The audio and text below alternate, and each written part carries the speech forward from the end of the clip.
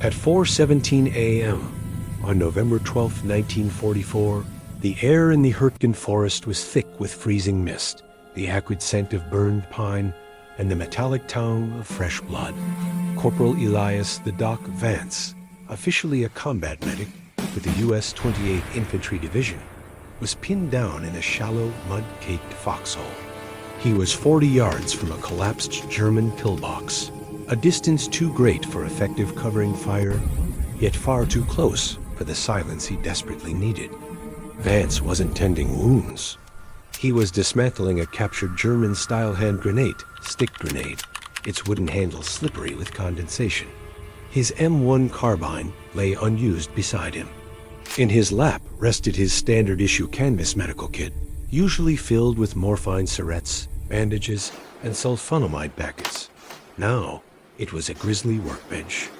A faint, but terribly precise, sound began cutting through the distant, persistent thud of American artillery. It was the synchronized crunch of heavy leather boots on frozen loam 18 pairs, moving with tactical confidence and zero caution. Vance knew that sound. It was an SS flanking patrol, likely sent to exploit the gap left by the decimated 109th Regiment. They were 75 yards out and closing fast.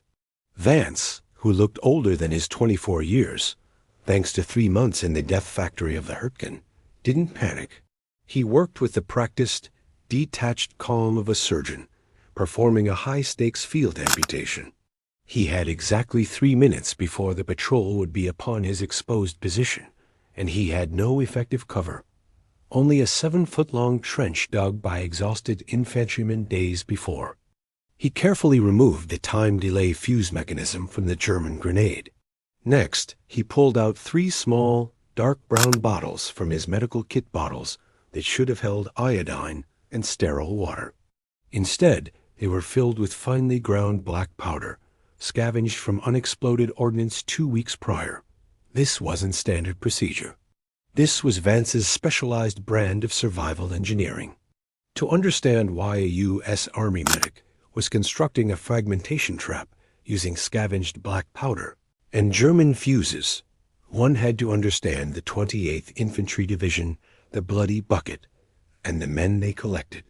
The 28th, especially during the relentless attrition of the Hürtgen campaign, needed fighters more than they needed rule followers. Vance, a former mechanic from Philadelphia with a genius-level aptitude for field improvisations, had not joined the unit by choice. He was part of an unofficial rotating cadre the combat officers grimly referred to as the Adjusters. The Adjusters were the men too volatile for regular rifle companies, too rebellious for standard training, or too skilled in unconventional methods the military deemed dirty.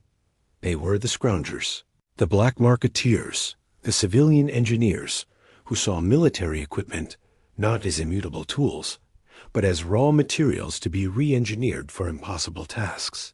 Vance, initially recruited as a mechanic, had proven too valuable near the fighting to be left fixing jeeps behind the lines. When his company medic was killed, Vance inherited the role, but never abandoned his first obsession, fixing mechanical problems, even if those problems were charging enemy soldiers. The Army manual stated a medic's job was to save life, risking his own only to administer aid. For Vance, that definition was dangerously incomplete. You can't treat the wounded if you're dead, and you can't save your squad if the enemy walks over them, he'd told his bewildered captain during a disciplinary hearing 3 weeks earlier. The quickest way to save 10 lives is often to eliminate the threat before they fire. His philosophy was born out of cold necessity in the brutal, close-quarters slugfest of the Hürtgen. He realized that the standard anti-personnel devices, trip flares, wire, were useless in the thick, wet undergrowth. What was needed was a silent, customizable, and instantly deployable device. Vance looked at his materials. The core explosive charge was now packed into an empty canvas shell, a large pouch typically used for carrying surgical gauze. He needed fragmentation and a trigger. From his pocket, he pulled a handful of small, flat, smooth pebbles he'd collected from a nearby stream bed. along with several pieces of sharpened brass shrapnel he'd hammered flat earlier that morning. These he placed carefully around the charge, packing them tight with a thin layer of freezing mud to hold them in place. The whole device was approximately the size of a pineapple. The most critical component was the detonator. Standard UC fuses were too loud and too slow for this close-range ambush. Vance needed speed and silence. He took a single thin wire from a coil of signaling cable used for field telephones. He attached one end to the scavenged German fuse assembly and began meticulously threading the other end across the mouth of his foxhole, just 3 inches above the dirt. It was a nearly invisible hair-trigger tripwire. The rhythmic crunching of boots was now alarmingly close, maybe 30 yards. Vance could hear soft, guttural German whispers, the click of a rifle bolt. They were checking the wreckage of the pillbox, assuming the Americans had retreated after the barrage. Vance finished securing the improvised IED, improvised explosive device, by burying the canvas shell beneath a thick layer of pine needles and damp leaves, anchoring the tripwire tension on a sturdy root.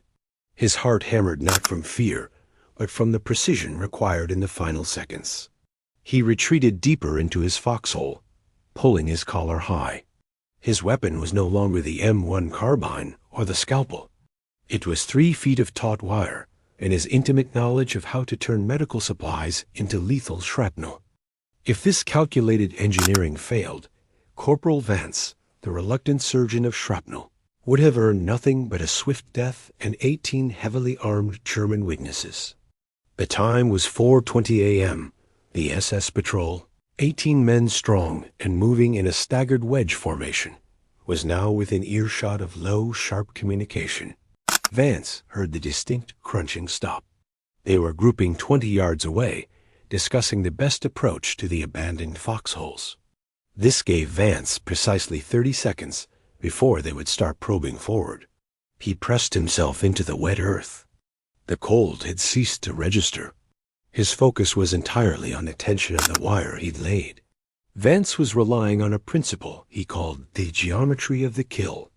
Conventional military tactics assumed that explosions should be maximized for height and sheer force. But Vance knew the Hürtgen battlefield was inherently limited by thick tree cover and soft ground, which absorbed vertical blasts. Furthermore, a blast hitting an armored helmet often only stunned the soldier. His device, however, was designed for maximum horizontal spread and incapacitation. The shell, the repurposed surgical gauze pouch, was laid directly on the ground. The black powder charge, while producing less peak pressure than high explosives, was perfect for scattering the dense, irregular fragmentation materials low and wide. At only 3 inches above the ground, the tripwire ensured that the detonation would occur at the exact height of the enemy's shins and knees. If his calculations were correct, the blast radius of effective fragmentation for critical injury would be approximately 8 to 10 feet in a 180-degree arc directly facing the foxhole. Crucially, the blast would be channeled slightly forward by the ground, acting like a giant, low-flying shotgun. He focused on the SS soldier leading the point. The man was massive, carrying an MG-42 and moving with an arrogance that suggested complete confidence in the absence of resistance. He was too heavy, too complacent, and walking directly toward Vance's lethal tripwire. The most complex part of the engineering was the fuse adjustment. A standard German-style hand grenade fuse was activated by pulling the cord and releasing the safety cap. The chemical delay burned for 4.5 seconds. Vance needed instant action. He had bypassed the slow-burning charge entirely, rigging the signaling wire directly to the internal mercury fulminate percussion cap. Any shift in the wire's tension, any foot catching it, would instantaneously yank the firing pin home. This modification turned a time delay grenade into a contact mine. Vance waited, counting silently, holding his breath as the lid shadow grew. 10 yards. The scent of stale cigarette smoke, carried by the damp air, reached his nose. 5 yards. He could see the intricate camouflaged helmet netting. The soldier's boot lifted, momentarily blotting out the faint outline of the wire against the dark leaves. At 4:22 a.m., the heel of the leading SS trooper caught the tripwire with a soft TWing, a sound barely audible over the man's heavy breathing. The resulting detonation was not the massive booming roar of an artillery shell, but a focused, sharp croak of violent, subterranean thunderclap, followed by the immediate, horrific hiss of hundreds of pieces of brass and stone flying faster than sound. The effect was instantaneous and devastating. The blast caught the lead 5 soldiers squarely at the knee level. The improvised shrapnel, traveling horizontally, ripped through tendons, femurs, and lower abdomens. The leader collapsed with a silent, heavy thud, his MG-42 clattering into the mud. The shock wave, amplified by the close distance and the surrounding trees, momentarily stunned the soldiers in the second wave. They were not immediately hit by shrapnel, but their reaction was one of frozen confusion. Vance didn't wait for them to recover. The entire purpose of the engineering was to create a window of opportunity, not to solve the whole problem. He surged out of the foxhole, abandoning the medical kit and gripping the M1 carbine he had previously ignored. The confusion lasted perhaps 1.5 seconds.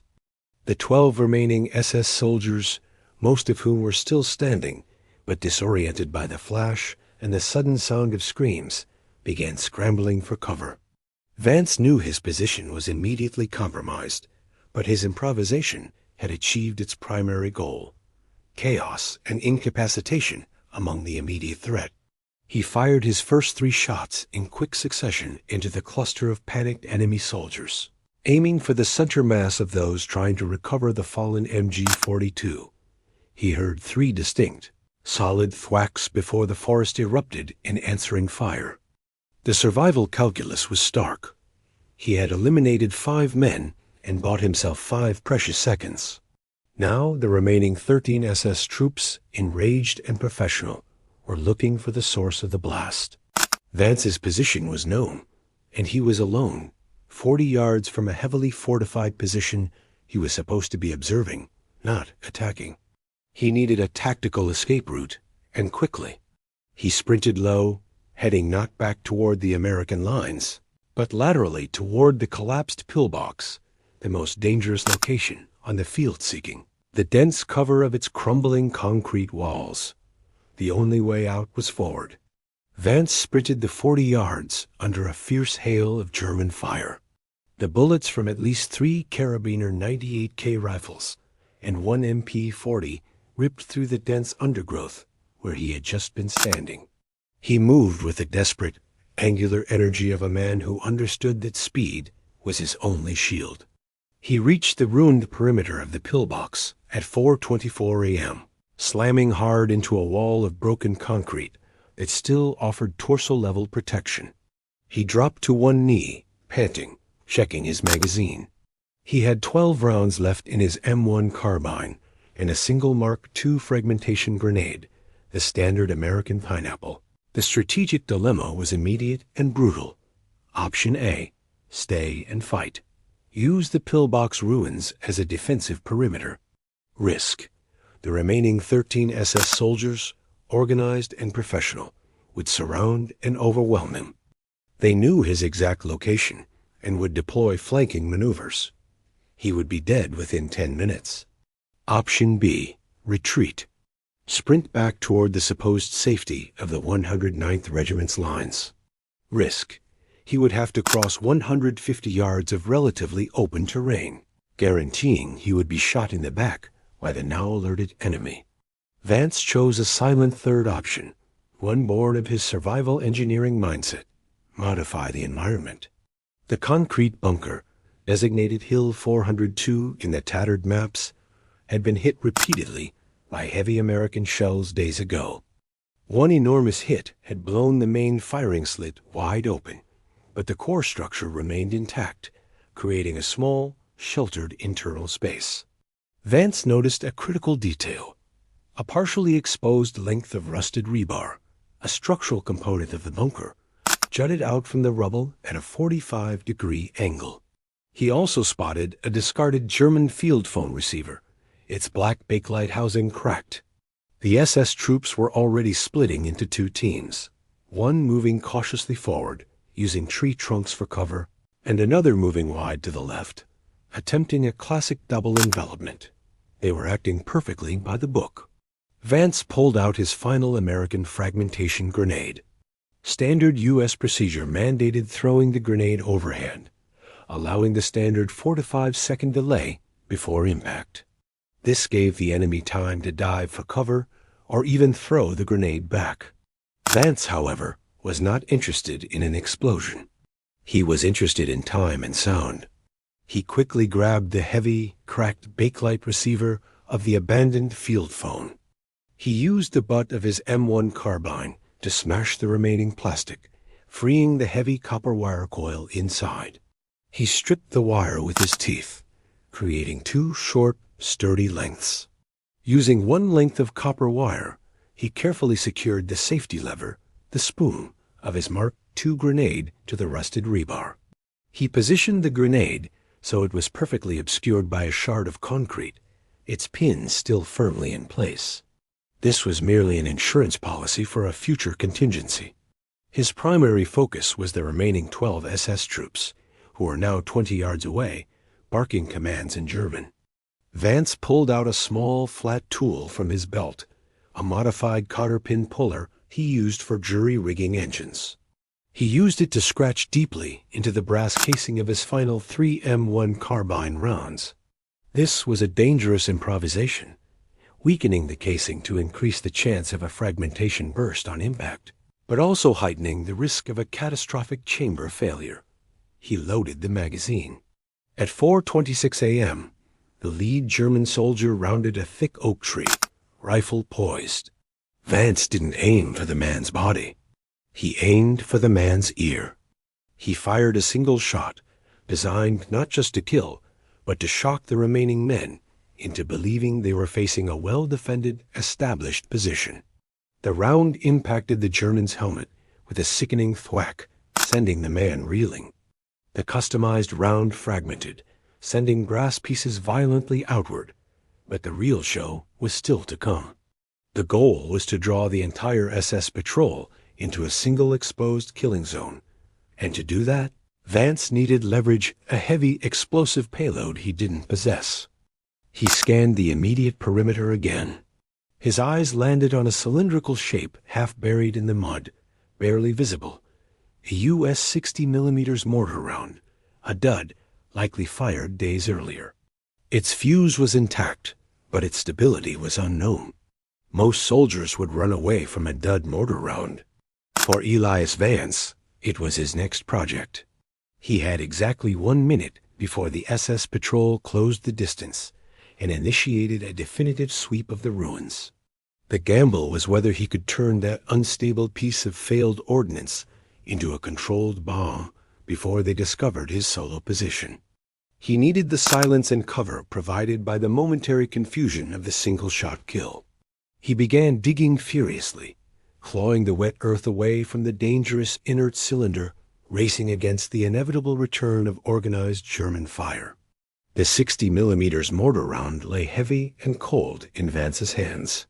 It was an M49A2 high explosive round, weighing just over 3 pounds, capable of distributing lethal shrapnel across a radius of 20 yards. The reason it had unexploded was likely a failure in the percussion fuse when it impacted the soft, wet ground of the forest. For most men, an unexploded mortar round was a guaranteed ticket to oblivion if mishandled. For Vance, it was a delayed gift of explosive power. The risk was that the fuse was sensitive, and the slightest jolt could complete the circuit, turning him into pink mist. At 4:27 a.m., the sounds of the SS soldiers' sweep were closer now, heavy branches, snapping and low frequency, German commands echoing from the right flank. The perimeter was tightening. Vance had roughly 45 seconds to make the round active again, or the chance to use its power would be gone. He pulled out the second short length of stripped copper wire. His goal was to stabilize the unstable fuse, and then link it to an external, controllable detonator. But he had no external detonator and no time to build one. He focused on the base of the mortar. The M49A2 contained a primary igniter charge, a small burst of black powder that launched the round. Crucially, the tail assembly also housed a small cavity for the propellant cartridges. Vance carefully used the tip of his knife to pry open the base cap, revealing the still intact fuse well. He needed a way to manually ignite the main charge, bypassing the faulty percussion system at the nose. He decided to use what he had remaining in his medical supplies, specifically the glass ampules of adrenaline and the heat from a phosphorus flare. Vance retrieved a small pen-sized signaling flare from his belt pouch. These were typically used to mark positions for aircraft, but the flare's intense, focused heat could act as a crude initiator. He taped the flare securely to the side of the mortar's tail assembly using medical adhesive tape from a sterile dressing roll. The fuse well was exposed, leading directly to the main explosive charge. The SS soldiers were now communicating across the 15-yard kill zone. Vance heard the characteristic scrape of a shovel or pickaxe. They were starting to dig in, realizing they were dealing with a persistent threat. They were securing the perimeter. 30 seconds, Vance muttered to himself, his lips barely moving. He had to create a delay mechanism. If he ignited the flare now, the mortar would explode too quickly, likely killing him as well, given the close proximity of the pillbox walls. He needed 3 to 4 seconds of buffer time. He took the adrenaline ampule. This was the final desperate act of engineering. Adrenaline, stored in a sealed glass tube, was an injectable stimulant for shock victims. When broken, the liquid inside would react violently with the dry chemicals of the flare, but only after saturating the wadding. Vance positioned the mortar round precisely at the base of the main firing slit of the pillbox. The aperture faced the area where he knew the SS unit was concentrating its approach. The opening acted as a perfect directional funnel. At 4:28 a.m., the first German soldier reached a line of bushes just 10 yards out, attempting to gain a visual on Vance's position. Vance had no time for subtlety. He used his thumb to smash the adrenaline ampule against the concrete edge of the mortar round, saturating the flare's wadding with the chemical liquid. He then pulled the safety pin from the flare and flicked the ignition striker. A thin, angry plume of white smoke erupted from the flare, quickly growing hotter. The adrenaline was accelerating the reaction, turning the slow burn signal into an intense, focused heat source aimed directly at the mortar's exposed fuse well. Vance did not wait. He had perhaps 3 seconds before the mortar round, designed to detonate on impact, succumbed to the external heat source. He jammed his M1 carbine into the crook of his shoulder, grabbed the exposed rebar, holding his earlier fragmentation grenade as an anchor, and threw himself laterally behind the thickest part of the surviving concrete wall. 5 meters. 5 meters. A German soldier screamed, having finally spotted the smoke. The SS patrol reacted instantly, leveling their rifles toward the firing slit. They expected a grenade, or possibly a burst of machine gun fire. They did not expect the repurposed 60mm mortar round. 1 second passed. 2 seconds. At 4:28 and 14 seconds a.m., the mortar round detonated with a thunderous ripping sound that tore through the Hürtgen morning.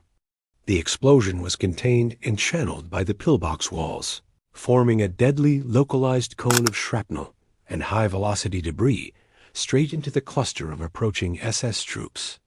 The remaining power of the explosive charge was focused perfectly, tearing through the bushes and the bodies of the 10 men who had converged on the position. The immediate silence that followed the blast was absolute, broken only by the sound of falling earth and the desperate, gurgling cries of the few men who survived the central impact. Vance lay flattened, his ears ringing with a searing pain, the smell of cordite thick and choking. He had eliminated the entire patrol, 18 men in total, using only 2 field improvisations and 0 standard military maneuvers. But the immediate cost was severe. The blast had compromised the structural integrity of the pillbox, and he was temporarily deafened, a severe liability in the middle of a hostile forest. He needed to move, and he needed a plan for the inevitable counter-response the distant sound of the mortar explosion would draw. The ground beneath the ruined pillbox vibrated with the aftershocks of the blast. Corporal Vance scrambled to his feet at 4:29 a.m., his world reduced to a high-pitched, agonizing whine. Temporary auditory exclusion was a known danger, and in the Hürtgen, it meant death. He could see the destruction, an immense, smoking cavity where the SS patrol had been, now littered with wreckage, torn camouflage, and bodies twisted into impossible shapes. The geometry of the kill had delivered its ultimate price. Vance focused on restoring his situational awareness. He slapped the sides of his head sharply, hoping to clear the ringing. He forced himself to ignore the overwhelming smell of burning flesh and high explosives, relying instead on his training and sight. The pillbox itself was now structurally unsound. A large crack, running from the ceiling to the floor, confirmed that the directed blast had weakened the integrity of the remaining walls. Staying put was no longer an option. He had achieved a tactical victory, but it was a Pyrrhic one. The sound of a 60mm mortar explosion, even a focused one, would be heard from miles in the quiet, damp air. German forward observers, potentially as far as 2,000 yards away, would pinpoint the location of the impact and immediately deduce that a large engagement had occurred. The main German line would be dispatching a reinforcement unit within minutes, likely a fast response platoon with motorized support. Vance needed to put distance between himself and Hill 402, and he needed a way to alert the American lines of the impending enemy advance. He was 500 yards beyond the furthest friendly outpost. He remembered the final improvised device, the Mark II fragmentation grenade, still pinned to the jutting rebar. This was his last piece of offensive engineering. He carefully approached the pinned grenade. He needed to make this device, now essentially a booby trap irresistible to any future German investigator. He found what he needed nearby: the shattered remains of the German field phone and a section of blood-soaked SS uniform. Using the last of his medical adhesive tape, Vance wrapped the torn section of SS fabric loosely around the grenade. He positioned the field phone receiver conspicuously beside the trap. The objective was psychological: to make the area look like a chaotic site of desperate struggle, forcing any approaching German soldier to examine the wreckage for surviving comrades or usable equipment. The final piece of the puzzle was the trigger. The grenade was currently secured by the copper wire he had attached to the rebar. He needed a way to make the grenade detonate when the wire was removed, not when it was pulled taut. Vance used a small tension release hitch he learned while fixing heavy machine tools. He secured the copper wire so that the slightest tension on the knot actually locked the pin and spoon in place. The release wire, however, was anchored to the grenade's spin ring and tied off to a loose section of debris 18 inches away. If a curious soldier attempted to untangle the mess, or worse, tried to pick up the field phone or the grenade, the release wire would pull the pin, allowing the spoon to fly off. The standard 4-second delay would then initiate the final lethal blast. It was a delicate, counterintuitive mechanism. A soldier trained in anti-personnel traps would look for a tripwire. Vance had built a release wire. He finished his work at 4:32 a.m. The ringing in his ears was beginning to subside, replaced by a dull, throbbing ache. He had to run. He moved quickly, low to the ground, heading southeast, away from the enemy reinforcements he expected to come from the northwest. He ran directly toward the deepest, swampiest part of the forest, the kind of terrain motorized units hated. As he ran, his mind drifted briefly to the moral accounting of the last 15 minutes. He was a medic. He was supposed to save lives. Instead, He had engineered the systematic destruction of 18 enemy soldiers. He carried no sense of triumph, only professional exhaustion. The mission, however, was still incomplete. He had eliminated a major flanking threat, but the forest was now awake. His survival depended entirely on making his own way back, warning his regiment, and ensuring that his engineering prowess had not been his undoing. He was deep in the forest, moving silently and swiftly, when he realized he had made a critical mistake. In his haste to rig the final booby trap and escape the immediate perimeter, he had left his medical kit, the canvas pouch that had started it all right next to the first explosion crater. It contained not only his last 3 syrettes of morphine, essential for treating American wounded, but also his meticulously kept, coded journal detailing his improvisational designs, a journal that, if captured, could teach the Germans exactly how to counter his methods. He was 150 yards away. Should he risk returning to the wreckage, gambling his life against the approaching German search party just for a notebook and 3 doses of painkiller? If you want to know if Corporal Vance risked returning to the kill zone, risking capture, and revealing all his secrets to the enemy, hit that like button right now. It tells the algorithm his story matters and helps more people discover the true, untold history of survival engineering in World War II. Subscribe for more untold World War II stories. Back to Elias Vance and the deep, dark woods of Hürtgen. The dilemma was agonizing. Retreat and survive, or risk everything for 3 syrettes of morphine and a notebook filled with dirty, tactical secrets. The German search party was likely moving fast, less than 1,000 yards away and closing. The decision was not driven by sentimentality, but by calculus. If Vance's coded journal fell into German hands, they would understand the methodology behind the silent, shrapnel-focused IEDs. They would know to look for low-lying tripwires near foxholes and understand the use of adrenaline and flares to trigger duds. This information would cost American lives. Furthermore, the morphine was a moral imperative. He was a medic, and those drugs were the only immediate relief for the inevitable casualties of the next engagement. At 4:34 a.m., Vance reversed direction. He didn't run back, but moved in a fast, tactical crouch, using the cover of a small, dense ravine cut by an unseen stream. He was moving into the wind, listening for any sign of the SS reinforcements. He was no longer trying to escape the fight. He was deliberately re-entering the kill zone. He reached the edge of the initial blast crater at 4:37 a.m. The stench of blood and metal was overwhelming.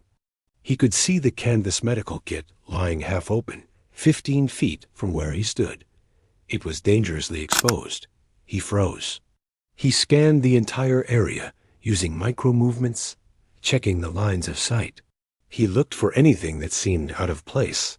A displaced branch, a glint of steel, or a boot mark not made by his previous movements or the fallen patrol. Nothing. The area was quiet, deadly quiet. Vance took 3 deep, controlled breaths. He covered the 15 feet in 2 long, athletic bounds, hitting the ground beside the kit. He scooped it up, checking inside for the journal. It was there, thick and damp, along with the 3 remaining morphine doses.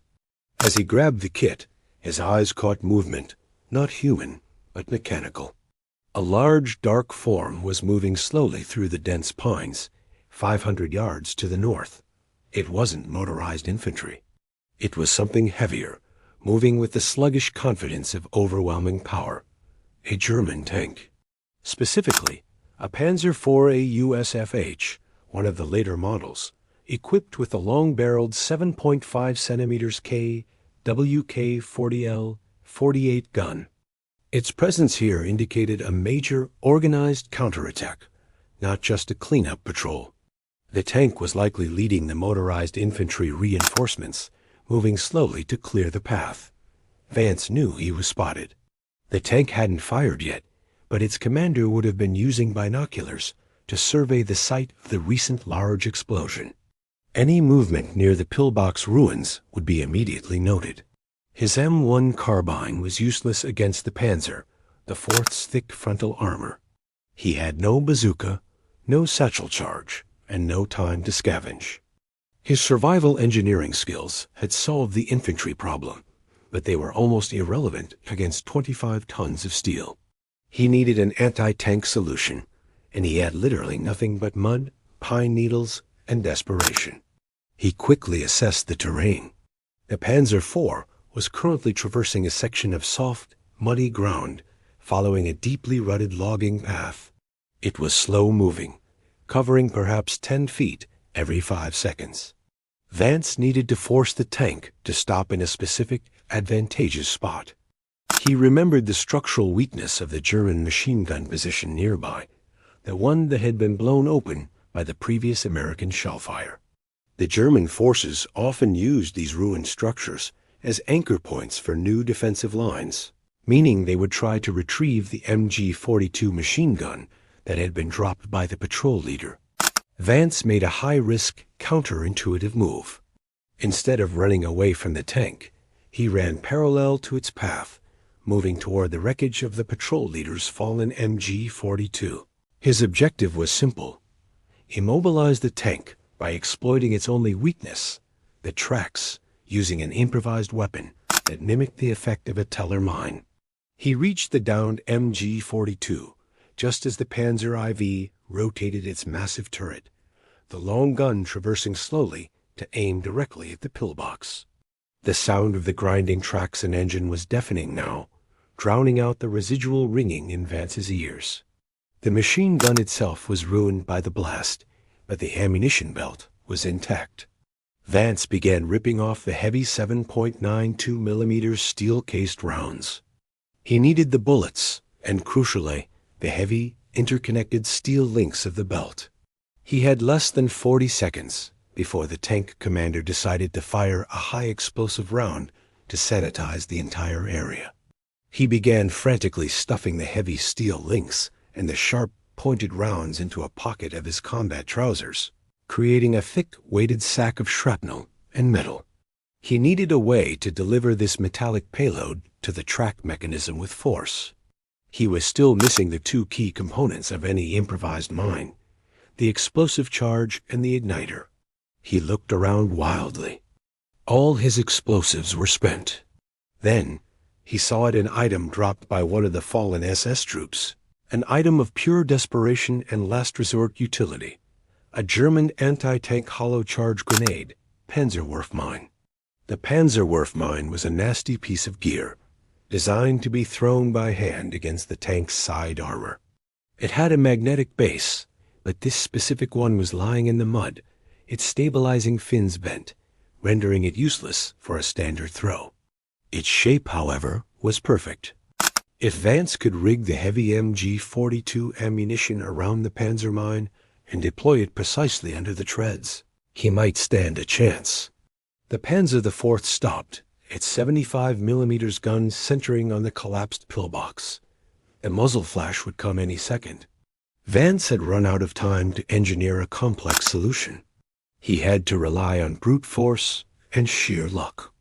At 4:40 a.m., the Panzer IV's engine idled heavily, sounding like a massive angry beast surveying its prey. The commander's head, protected by a large rubber rim, was visible in the cupola, staring directly toward the pillbox. Not yet realizing Vance had moved 20 yards to the flank. Vance had the Panzerwerf mine anti-tank grenade and the heavy steel components from the MG-42 belt. He had no time for tape or sophisticated rigging. He relied on pure friction and positioning. He jammed the entire wad of steel links and 7.92 millimeters rounds into the base of the anti-tank grenade's main charge cone, forcing the metal mass to wrap tightly around the hollow charge. The combined device was heavy, unstable, and perfectly engineered for a failure on the tank's armor, but perhaps catastrophic damage to its tread. The combined mass acted as a massive, heavy-duty sabot. He had to get the bomb under the tread itself. A hit to the side skirt would be useless. The hollow charge needed to penetrate the main structure or the track link mechanism. The Panzer IV, having surveyed the pillbox and found no immediate activity, began its slow, grinding movement forward again, tracking slowly toward the original explosion site. Vance ran forward, low, parallel to the tank's movement, staying just out of the commander's line of sight. He reached a massive, dead pine log, his final piece of cover. The Panzer IV was 15 yards away. He knew the commander would eventually shift his gaze, sweeping the surrounding area. Vance could wait no longer. He activated the anti-tank grenade. It was designed to detonate upon impact. The fuse was armed, the safety lever released. The timer was counting, though the thrower was supposed to rely on the magnetic base sticking to the armor. Vance had no intention of throwing it far. He moved from behind the log in a desperate, low, sideways throw, aiming not at the main body, but at the rear drive sprocket wheel, the complex mechanism that pulls the tracks forward. This area was particularly vulnerable to jamming and breakage. The heavy, improvised device, the panzer mine wrapped in steel, left his hand. It traveled in a low arc, barely clearing the mud. Vance threw himself back behind the log just as the projectile made contact. The impact occurred at 4:41 a.m. The force of the throw was low, but the heavy steel mass forced the contact fuse to activate precisely as it slammed into the vulnerable rear area of the sprocket wheel. The hollow charge detonated. Unlike the previous explosives, this was a highly concentrated, jet-focused explosion of molten metal designed for penetration. The steel links Vance had wrapped around the charge amplified the localized damage. The result was not a large explosion, but a sharp, concussive crack-shee of specialized ordnance meeting hardened steel. The tank shuddered violently. The anti-tank charge managed to partially penetrate and shatter the intricate gear mechanism of the drive sprocket. The sound that followed was the true sign of success. A horrific, ripping screech of torn steel and grinding metal, immediately followed by the complete cessation of the forward track movement. The left side of the Panzer IV was dead, the tracks frozen in the mud.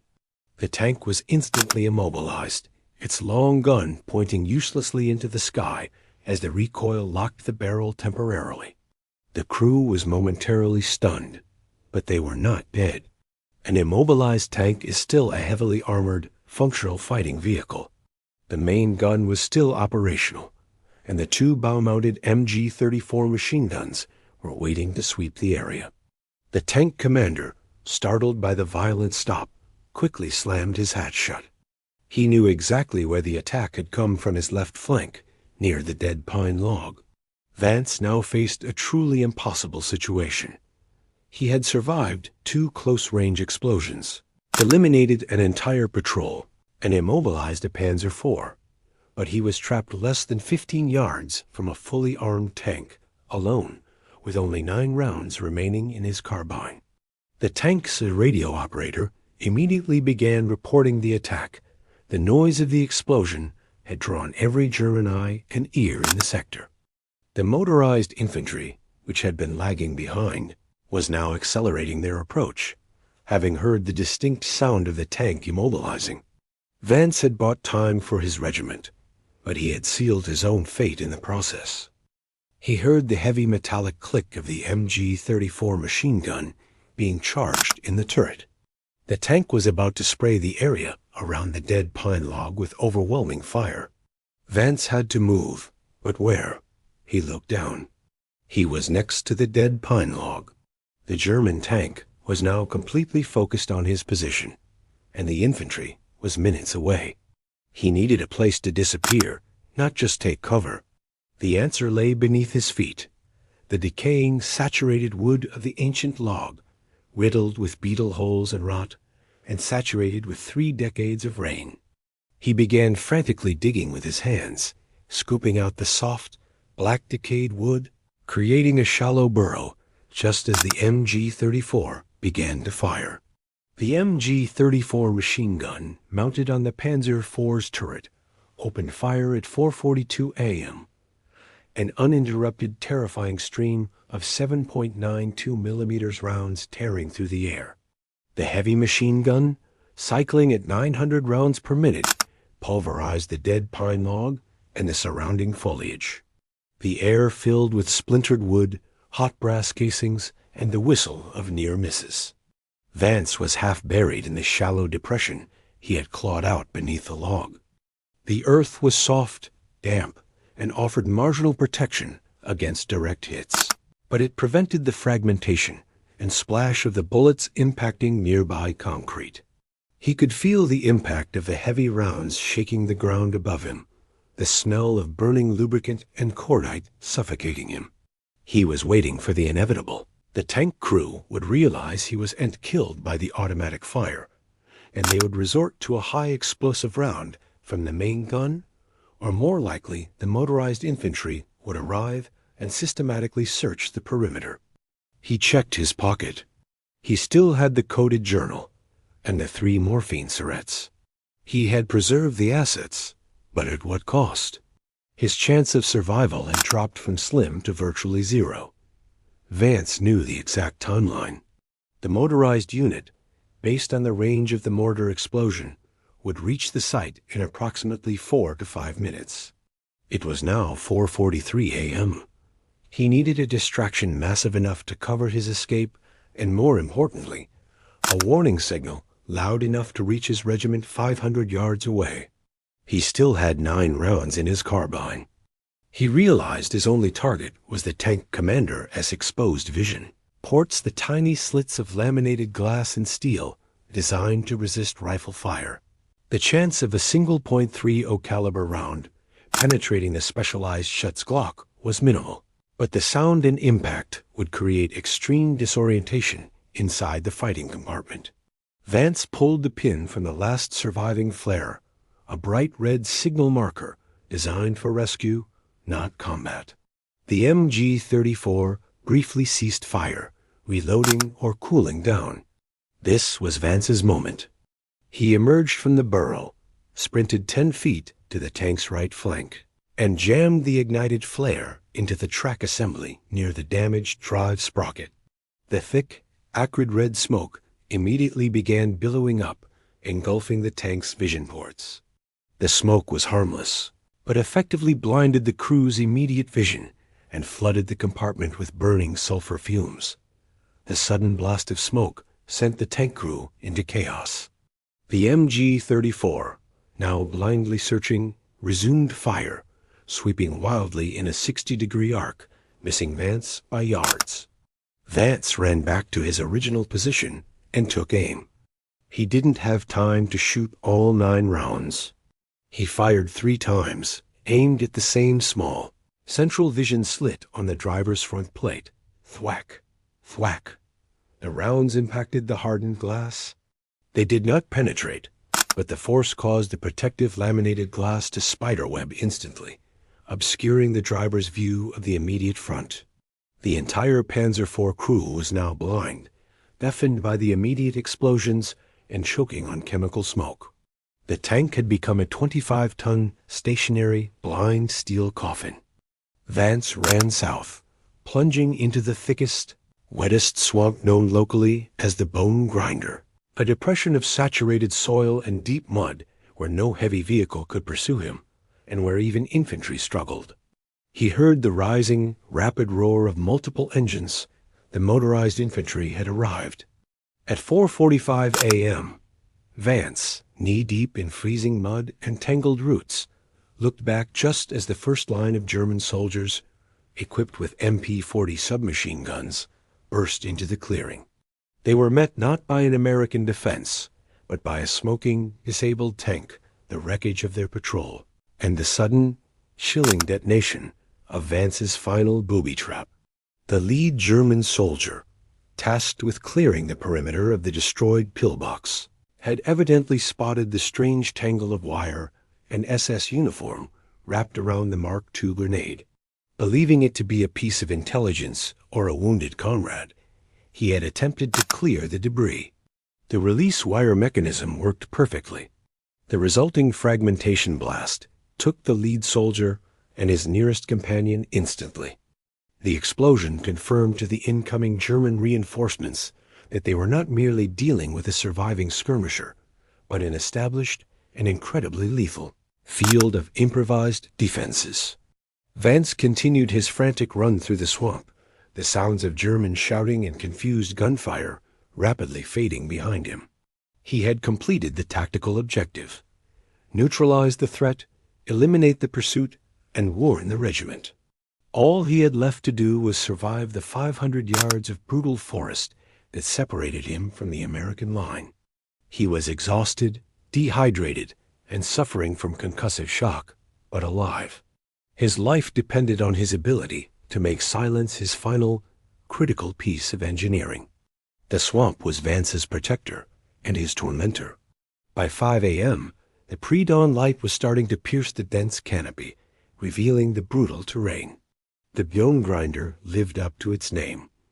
Every step required pulling his soaked boots free from the suctioning mud, wasting precious calories and accelerating his exhaustion. He moved in a zigzag pattern, following the lowest elevation to avoid observation. The sounds of the German counterattack, the confused shouts, the revving of the disabled Panzer IV's working engine, and the cautious movement of the infantry were now a dull throb in the distance, approximately 700 yards back. He had gained critical distance. Vance was relying on a simple tactical principle he had learned in the brutal close-quarters fighting. The enemy expects a logical retreat path. They would be sweeping the established logging trails and higher ground, assuming the American was heading directly back to the 109th's last known position. Vance was moving 45 degrees off the expected trajectory, deep into the most undesirable terrain, intending to circle wide before connecting with the U.S. perimeter. At 5:15 a.m., Vance emerged from the swamp, shaking off the heavy, cold mud. He was now 200 yards from the American lines, but this final stretch was the most dangerous. The U.S. perimeter was manned by exhausted, jumpy soldiers, prone to friendly fire in the confusing environment of the Hurtgen. He needed to identify himself precisely and safely. He pulled out his signaling flare gun. Standard procedure dictated firing the flare vertically to signal position.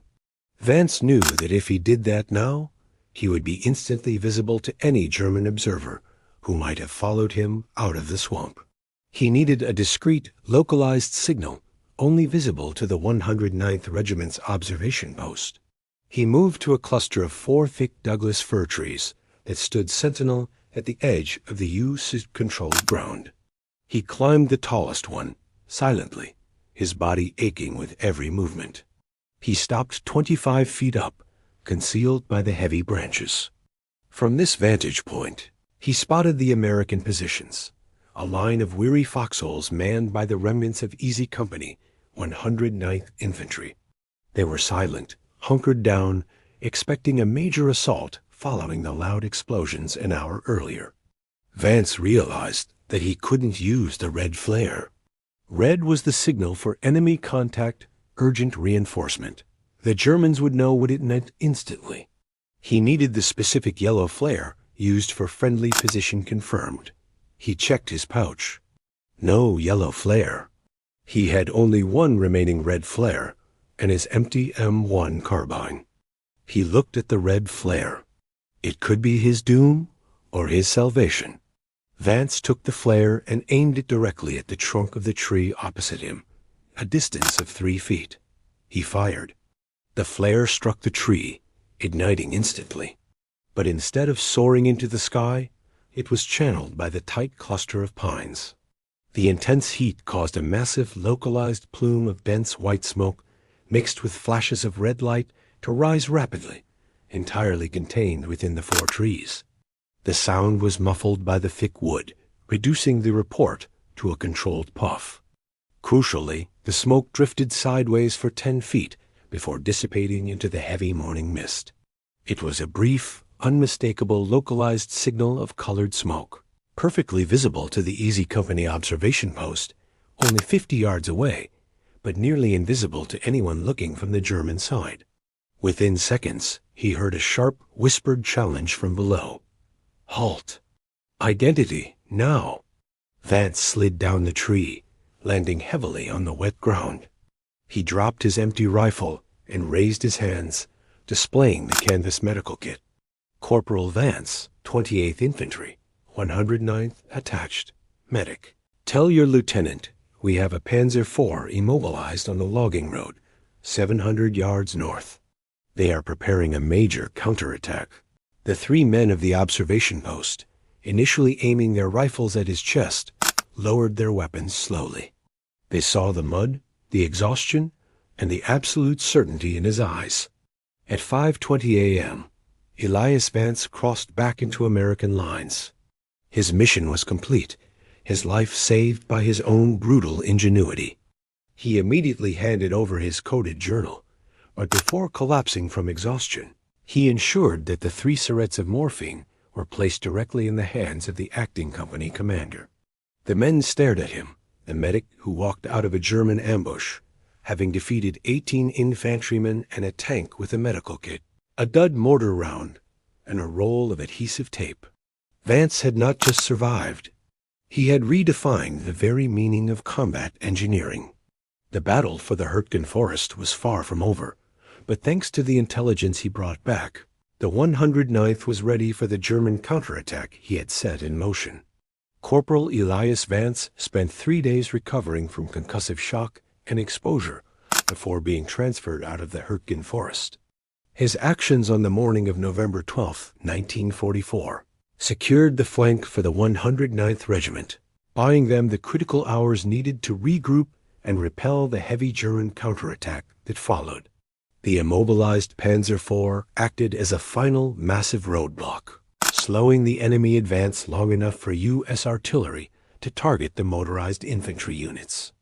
Vance was recommended for the Distinguished Service Cross, an award that was later downgraded to the Bronze Star, primarily because his methods, systematic destruction of 18 enemy soldiers, using improvised ordnance derived from medical supplies, and duds, were deemed too far outside the established rules of engagement.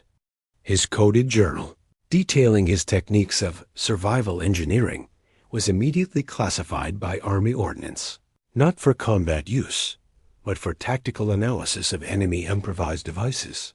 He was officially credited with eliminating enemy personnel and successfully carrying out a critical reconnaissance mission. But among the weary, mud-caked survivors of the 28th Division, Elias Vance was remembered simply as the Doc, the reluctant surgeon who knew that sometimes the only way to save a life was to engineer the perfect, immediate destruction of the threat. His story and the stories of the Edgesters, like him, remain largely untold, relegated to the margins of historical record because their bravery defied the official military manual. They operated in the dangerous, ethical gray area where improvisation became salvation. Vance returned home after the war, never speaking publicly of the Hürtgen Forest or the choices he made. He resumed his life as a mechanic, the trauma of the close-quarters engineering, masked by the monotonous work of rebuilding engines. The war had tested the limits of what a man was willing to do to survive and protect his comrades, and Elias Vance proved that necessity, combined with ingenuity, can turn the most mundane objects, a medical kit, a field phone, an ampule of adrenaline, into the most lethal weapons of survival. If this story moved you, don't just click away. Hit like, hit subscribe, and share it with someone who needs to hear it. Tell us in the comments where you're watching from and whether anyone in your family served in World War II. You are part of the reason these men aren't erased from history. The Edgesters and the soldiers of the Bloody Bucket paid the price in the frozen hell of the Hürtgen. All we're asked to do is remember their sacrifices and the incredible ingenuity required to survive. Like, comment, and share to keep their story alive. Never forget.